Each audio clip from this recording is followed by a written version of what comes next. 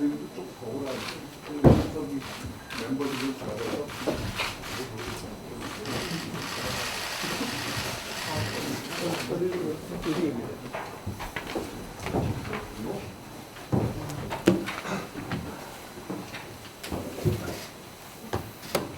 조성훈 위원장이 앞으로 오세요. 이거 앞으로. 조성훈 위원장이 앞으로. 여기 앞으로 오시라고. 네. 더.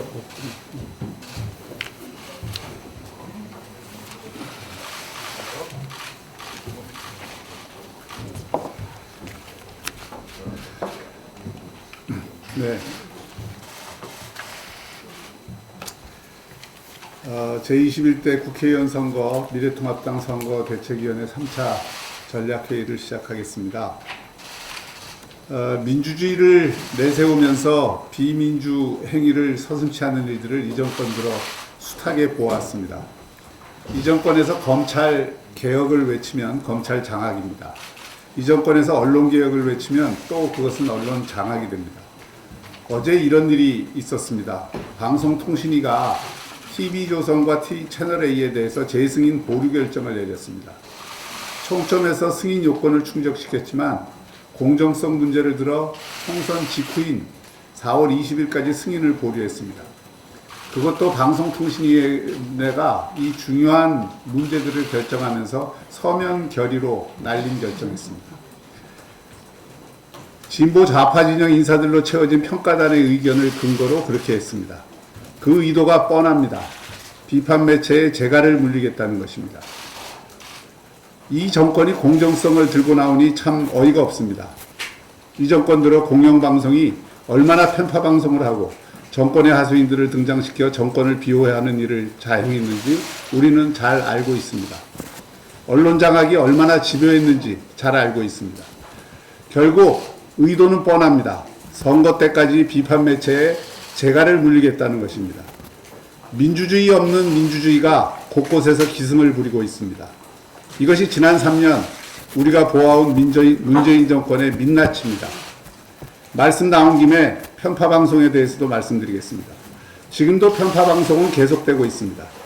3월 25일 기준 지상파 채널은 뉴스 채널 60분 기준 약 2 내지 3분, 종합편성 채널 경우에도 60 기준으로 약 2, 3분 내로 미래통합당과 야당 기사가 노출되고 있습니다.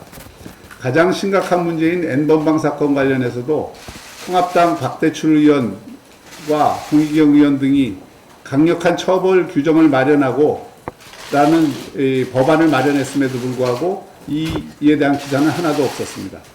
대변인단이 아무리 이 문제에 대해서 말을 해도 방송에서는 하나도 보도가 되고 있지 않습니다. 코로나 사태 관련 뉴스에서도 미래통합당이 제안한 국민들의 생명과 안전을 위한 대안들은 하나도 보도가 되고 있지 않습니다. 대신 미래통합당에 대해 부정적인 뉴스는 빠짐없이 길게 보도됩니다. 총선이 19일 남은 이런 상황에서 이런 불공정한 언론 환경에서 선거를 치러야 한다는 것이 참 안타깝습니다. 민주주의를 외치는 이 정권이 민주주의를 회복시켜 주시기 바랍니다. 국가의 존재 이유가 무엇입니까? 국민의 생명과 안전을 지키는 것입니다. 이 국민의 생명과 안전을 지키기 위해 자신의 목숨을 내놓는 분들에 대한 추모와 예우는 위대한 국민이 위대한 나라를 만든다는 우리의 다짐입니다. 위대한 국민이 만들어갈 위대한 국가를 위해 목숨을 던진 이들의 숭고한 죽음에 대한 추도는 아무리 해도 지나침이 없습니다. 오늘 천안함 폭침, 연평 해전 희생자 추모와 관련된 서해 추모의 날입니다. 그동안 문재인 대통령은 취임 이후 국가안보의 가장 상징적 사건인 이런 사건들에 대해서 한 번도 행사에 참석하지 않았습니다. 이제 총선을 앞둔 올해야 처음 참석을 한다고 합니다. 그나마 다행이라고 생각합니다.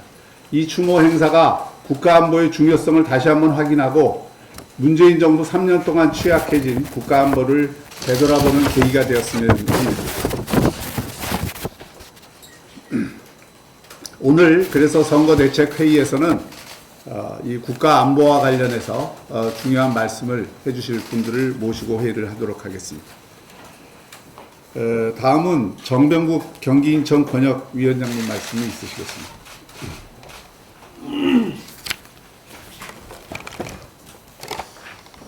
예, 문재인 정부 집권 4년차를 살펴보면은 대한민국을 지배한 몇 가지 키워드가 있습니다.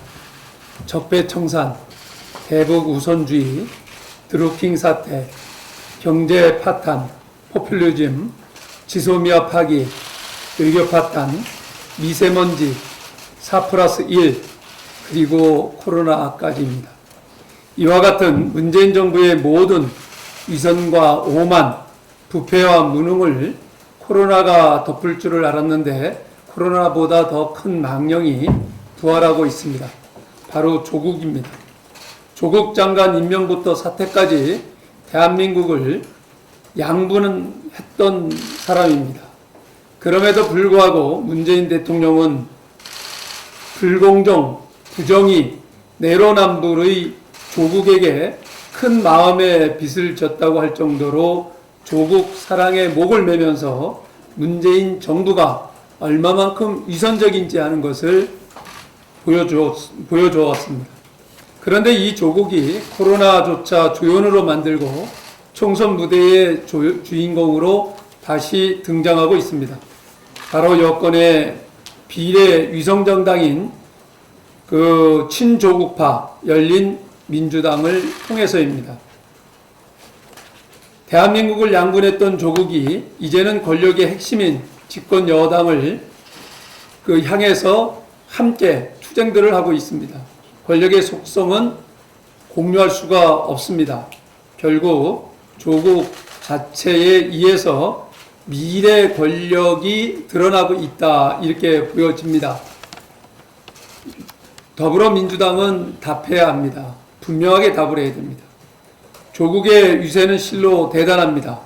조국이 주인공으로 올라온 총선 무대조차 실상은 조국 자신이 만들었던 것입니다. 비례 위성정당이라는 지형적 체계가 만들어질 수 있었던 것은 조국 스스로가 그렇게 바랬던 공수처를 만들기 위해서 누더기로 구겨놓은 선거법 때문에 가능했던 것입니다. 이 선거법 때문에 조국을 찬성했던 정의당은 지금 후회하고 있고, 또 이 선거법에 생명을 걸겠다며 단식까지 했던 노욕의 전직 당대표는 스스로가 비례 순번 2번을 꿰차고 앉아 있습니다. 모두 조국이 던진 떡밥에 노란한 것입니다. 친노에서 시작한 진보의 권력이 친문으로 양분되었듯 이제 친문에서 친조국으로 양분되어 가려고 하고 있습니다. 새로운 패권과 패거리가 만들어질 것입니다. 정치는 다시 한번 더럽혀지고 결국 권력의 야욕만 남을 것입니다. 이제 국민들은 잊어서는 안 됩니다. 지난해 10월에 광화문 광장에 우리가 모여서 이 정부의 불공정, 부정의에 대해서 항거하고 폭정에 항거했던 이러한 부분들이 바로 이 정부였다라고 하는 것을 이번 선거를 통해서 평가하고 결판을 내야 된다라고 생각을 합니다. 결국 이번 선거에서 과거로 회귀하고 있는 집권 여당의 이러한 행태를 비판을 하는 것은 우리 미래통합당을 중심으로 공천된 청년들에게 전달이 되어야 된다라고 생각을 합니다. 우리 미래통합당은 통합의 정신인 미래, 통합, 청년, 혁신을 중심으로 이번 선거를 치러나가고, 이것을 기반으로 국민에게 문재인 정권, 조국으로 대변되고 있는 부정의, 불공정의 이 정권을 심판해야 된다라고 생각을 합니다. 네. 다음은 대군 참모 총장을 지내신 미래통합당의 오산 후보이신 최윤희 후보께서 말씀 주시겠습니다. 예, 해군 참모총장과 이어서 해군 최초로 합참의장을 지낸 최윤희 오산 지역구 국회의원 후보자입니다. 저는 우리 무너져가는 국가 안보 태세에 대해서 좀 신랄하게 말씀을 드리고자 합니다. 아시다시피 어제가 천안함 폭침 10주기였고 오늘이 제2연평해전과 천안함 폭침 희생자들을 기리고 서해를 수호하기 위한 다짐을 하는 서해 수호의 날입니다. 저는 며칠 전에 바쁜 제 선거 일정에도 불구하고 천안함 폭침 10주기를 맞아서 대전 현충원을 방문해 천안함 46 용사의 묘역에 참배를 했습니다. 정말 가슴이 메어지는 아픔을 느꼈습니다. 아시다시피 9.19 남북 군사 합의로 우리 46 용사들이 목숨 바쳐 지켰던 NLL은 어느 순간에 무너질지 모르는 안보 태세의 위기에 처해 있습니다. 지금 그런 상황을 맞이한 영령들의 어떤 한을 지금 갖게 돼 있을지, 그 유족들이 어떤 아픔을 겪을지 저는 그런 상황을 생각하면서 가슴이 미어졌습니다.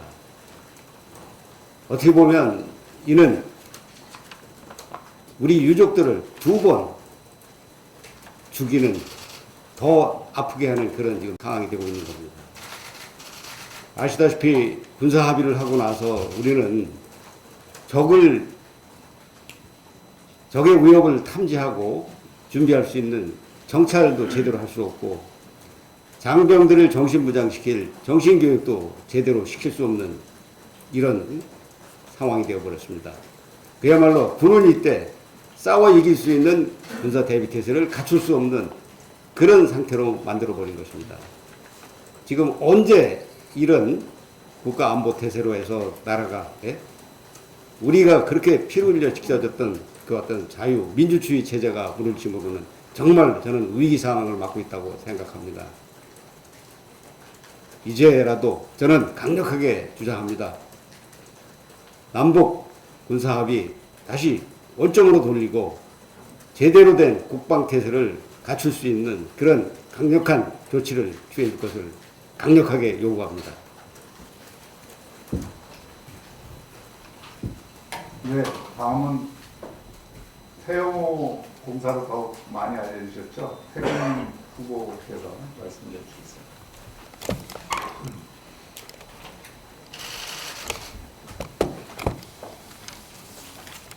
먼저 제2연평해전과 천안함 피격 사건, 연평도 포격 도발로 희생되신 분들의 숭고한 넋을 기립니다. 오늘 서해 수호의 날을 의미하는 또 다른 면은 북한 정권이 휴전이 된 이후부터 단 한순간도 남한에 대한 무력 도발 계획을 멈춘 적이 없다는 사실입니다. 북한은 지금까지 1.21 무장공비 침투 사건으로부터 가장 최근 BMZ 사건에 이르기까지 지역 대통령 암살 시도로부터 지하당 조직에 이르기까지 틈만 나면 우리 대한민국의 안보를 흔들고 우리 국민의 생명을 위협하는 방식으로 적화 통일 목적을 끊임없이 드러냈습니다. 이러한 북한 정권의 목적과 방식은 아직도 진행형입니다. 최근 북한의 잇따른 미사일 발사체 실험과 북한 김여정의 남한에 대한 조롱 섞인 논평은 이를 잘 보여주고 있습니다. 실질적으로 북한은 언제든지 남한의 안보를 위협할 수 있다는 것을 직간접적으로 계속 보여주고 있습니다. 그럼에도 불구하고 마치 보이지 않는 평화가 흐르는 것처럼 인식되고 있는 지금의 상황이 매우 안타깝고 우려가 큽니다. 잘못된 경제정책은 필요한 중병이라면 안보는 생명과 직결되는 문제입니다. 근거 없는 평화론과 상대를 깨뚫지 못하는 대북정책은 반드시 전면 수정되어야 합니다. 덧붙여 천안함 피격 사건의 경우 제가 대한민국에 내려와서 쓴 책 3층 서기실의 암호에서도 명백히 지적해 봐야지만 지금으로부터 10년 전에 2010년 바로 오늘 저는 북한에서 북한 외무성 부국장이었으며 북한 외무성 유럽국 부문당 위원장이었습니다. 당시 북한은 천안함 사건 이후 4번 강연 자료들에서 이번 사건을 통해서 북한이 남한 해방과 이제는 한번 맞붙어서 이겨볼 자신이 있다 라고 북한 주민들에게 적극적으로 홍보했습니다. 북한은 천안함 피격 사건을 내부 결석을 다지고 북한군의 사기를 진정시키는데 10년 전부터 적극적으로 이용해 왔습니다. 그럼에도 불구하고 제가 대한민국에 내려와서 보니 아직도 대한민국에서 이를 부인하는 한 기축이 있다는 것은 정말 저로서는 우려되는 상황이 아닐 수 없습니다. 안보에서 무엇보다 중요한 것은 저는 정신적 무장이라고 생각합니다. 튼튼한 안보를 바탕으로 하는 평화만이 다음 세대에 물려줄 진정한 평화라는 점을 반드시 기억해야 할 것입니다. 우리 미래통합당이 그 어느 때보다도 막중한 사명감을 가지고 흔들리는 안보와 곧구로 가는 대북 정책을 바로잡을 수 있도록 저 또한 모든 것을 걸고 최대한의 노력을 기울이겠습니다. 감사합니다. 네. 그런 말씀은 한 가지만 네. 지금 코로나로 인해서 온 국민이 몸살을 앓고 있는데 이 정부의 잘못된 정책으로 인해서 마스크 대란이 일어났고 사회적 거리를 두기 운동을 하자라고 하면서 마스크 때문에 모이지 않으면 안 되는 이러한 웃지 못할 풍경들이 전개가 되어 왔습니다. 그런데 지금 중소기업 상공인들을 위해서 정부에서 대출을 시작을 했는데 또다시 마스크 대란과 같은 줄서기 대란이 전개되고 있습니다. 지금 중소상공인들은 하루가 급합니다. 문을 닫느냐 마느냐 하는 기로에 서 있는 이네들에게 지금 정부가 과거와 똑같은 방식으로 이 대출을 해준다라고 하면 일반적인 평상시에 1, 2주면 끝났을 대출이 지금과 같은 상황 속에서 한꺼번에 몰리기 때문에 아무리 적게 걸려도 2달이 걸린다라고 얘기를 합니다.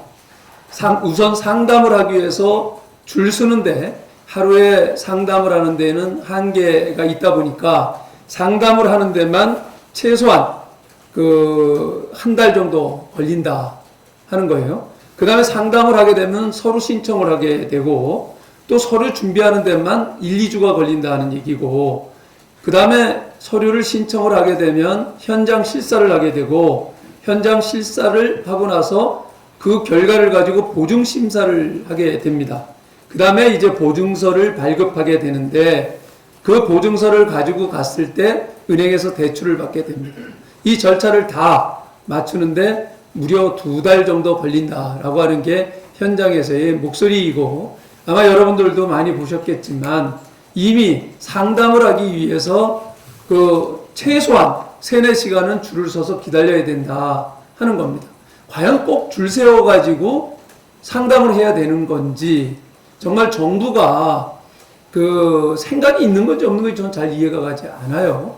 이러한 부분 온라인으로 신청을 해도 얼마든지 해서 순번에 따라 가지고 줄 서지 않게끔 해서라도 이런 부분을 할 텐데 말로서는 사회적 거리 두기 운동을 전개를 하면서 정부가 오히려 몰리지 않으면 안 되게끔 하는 이런 조장을 하는 행태는 도저히 코로나 전국을 극복하겠다라고 하는 의지가 없다라고 생각을 합니다. 당장 정부는 이러한 부분들을 개선하기를 바랍니다. 네, 끝으로 한 말씀 더 드리겠습니다. 아까 이 불공정한 방송 환경을 저희가 바로잡기 위한 노력을 하겠다는 말씀을 드렸고 이것이 공정한 선거를 위한 대단히 중요한 일이다. 다시 한번 말씀을 드리고요. 적어도 최소한의 기계적인 균형이라도 유지해 줄 것을 각 방송사들에게 다시 한번 촉구드리는 바입니다. 미래통합당에서는 앞으로 당의 이 모든 역량을 투입해서 이 방송 모니터링을 강화하겠습니다. 이것을 통해서 불공정한 방송 또는 균형이 지켜지지 않는 방송이 이루어진다면 그에 대해서 저희가 강력히 시정을 요구하겠습니다. 그리고 방송통신위원회와 언론중재위원회에도 적극적으로 대처해 나가도록 하겠습니다. 말씀이 나온 김에 한 가지 더 말씀드리면 이 정부의 정책이 앞뒤가 얼마나 다른가 하는 것을 지금 정병국 위원장이 말씀하셨지만 두산중공업에 대해서 1조 원을 대출을 해주겠다는 기사를 보고 정말 쓴웃음을 짓지 않을 수 없었습니다. 흑자를 내던 세계적인 기업, 세계에서 가장 강력한 경쟁력을 갖고 있는 원전 생태계를 이렇게 무너뜨려 놓고서 또 이로 인해서 창원기관 일대의 경제를 비롯해서 지역 경제가 거의 무너지기 직전인 이 원인을 해소하지 않고 기업이 지금 어려움에 처했다고 해서 우선 대출로 막으려고 하는 것은 문제의 근본적인 대책도 되지 않을 뿐 아니라 이 정부가 전혀 자신들의 정책이 무엇이 잘못됐는지에 대한 반성도 못하고 있다고 생각합니다. 탈원전 정책으로 인해서 이 지역 경제가 무너지고 멀쩡한 최고 수준의 경쟁력을 갖춘 기업이 무너지는 데 대한 책임을 지는 자세라면 신한울 3기, 4기를 비롯해서 기존에 건설하려고 했던 원전을 다시 돌려놓지 않으면 안 됩니다. 이에 대한 명확한 입장을 다시 한번 촉구하는 바입니다. 오늘 공개 회의는 이상으로 하고요. 비공개로 전환하도록 하겠습니다.